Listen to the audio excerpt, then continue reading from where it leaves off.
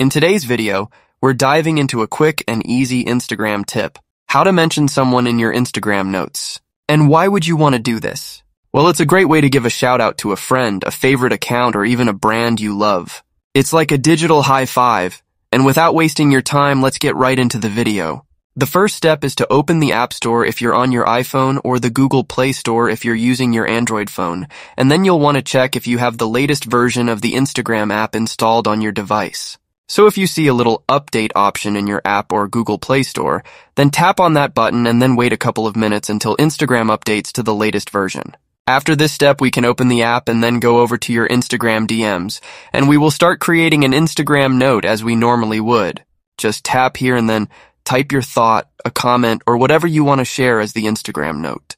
Now, in order to mention an account, a person, or a brand you want, just mention them like you would mention them on an Instagram story or a comment.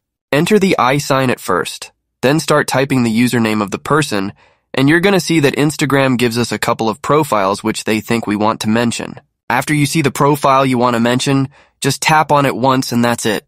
The last step that's left is to share the note with our Instagram followers. But yeah, that's how you can mention a person on Instagram notes. Enjoy, everyone!